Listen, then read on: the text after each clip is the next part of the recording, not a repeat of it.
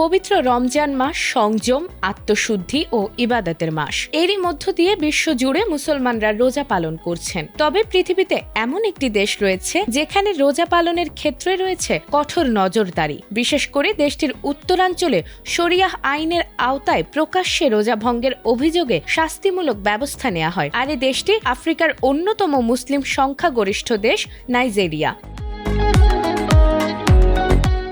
এবারে রমজানের প্রথম দিনে এমন ঘটনার নজির মিলেছে নাইজেরিয়ার উত্তরাঞ্চলীয় কানো রাজ্যে। দেশটিতে প্রকাশ্যে খাবার খাওয়ার অভিযোগে 9 জন মুসলিমকে গ্রেফতার করা হয়েছে। গত বুধবার একটি ক্যাফেতে অভিযান পরিচালনার সময় এ ঘটনা ঘটেছে। সেখানে 2 জন নারী ও 7 জন পুরুষকে আটক করা হয়েছে।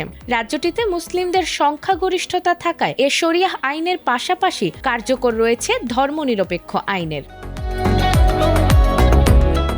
নাইজেরিয়ায় রমজান মাস জুড়ে ক্যাফে, রেস্তোরাঁ ও বাজারে নিয়মিত অভিযান চালানো হয়, যাতে প্রাপ্তবয়স্ক মুসলিমরা সূর্যোদয় থেকে সূর্যাস্ত পর্যন্ত রোজা পালন করছেন কিনা তা নিশ্চিত করা যায়। তবে খ্রিস্টান অধ্যুষিত এলাকাগুলোতে কিছু প্রতিষ্ঠান খোলা থাকে। এই অভিযান পরিচালনা করে রাজ্যের ইসলামী নৈতিকতা তদারকি সংস্থা হিজবা। সংস্থাটির ডেপুটি কমান্ডার আন্তর্জাতিক গণমাধ্যম বিবিসিকে জানিয়েছেন, অভিযানে আটক ব্যক্তিরা দাবি করেছেন রমজান শুরু হয়েছে, তারা তা জানতেন না।